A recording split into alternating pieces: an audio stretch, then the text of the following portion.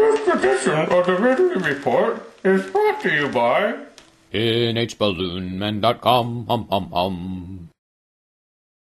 Remember that Old Testament story where the Israelites demand God give them a powerful king so they can be just like all the other countries? Americans once did something similar, or at least a few Americans did.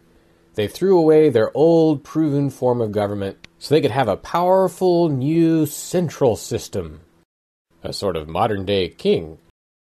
They threw away sound, gold-backed money for worthless pieces of paper. There you go. There you go.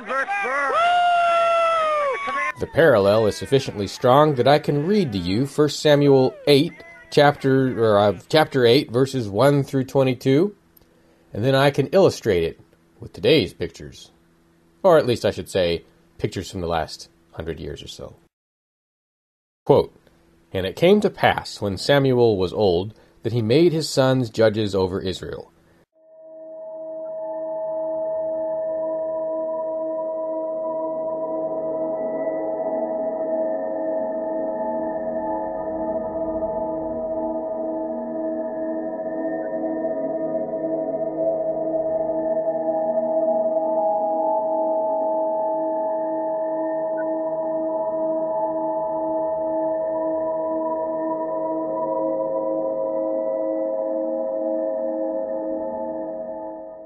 And his sons walked not in his ways, but turned aside after lucre, and took bribes, and perverted judgment.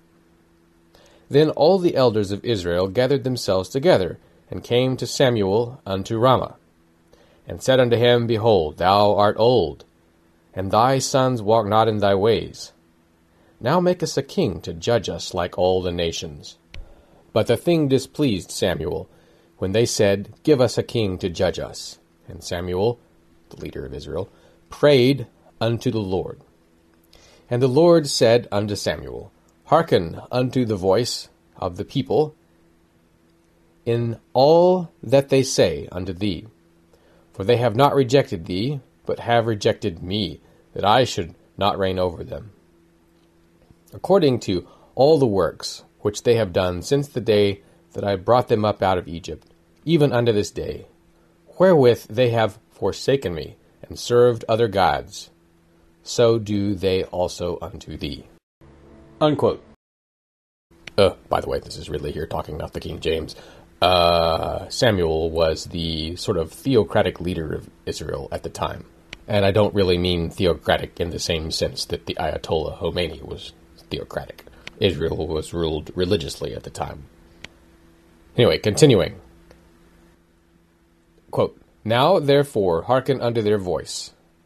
Howbeit yet protest solemnly unto them, and show them the manner of the king that shall reign over them."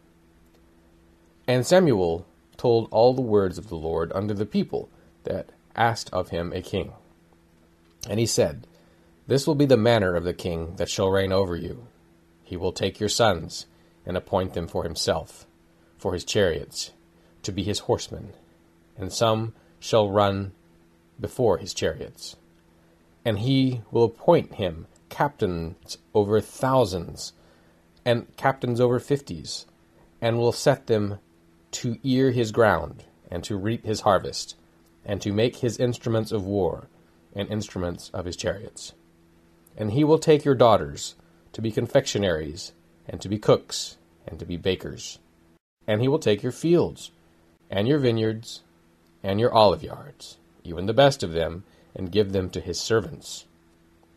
And he will take the 10th of your seed, and of your vineyards, and give to his officers and to his servants. And he will take your manservants, and your maidservants, and your goodliest young men, and your asses, and put them to his work. He will take the 10th of your sheep, and ye shall be his servants. And ye shall cry out in that day because of your king, which ye shall have chosen you, and the Lord will not hear you in that day. Nevertheless, the people refused to obey the voice of Samuel, and they said, Nay, but we will have a king over us, that we may be like all the nations, and that our king may judge us, and go out before us, and fight our battles. And Samuel heard all the words of the people, and rehearsed them in the ears of the Lord. And the Lord said unto Samuel, Hearken unto their voice, and make them a king.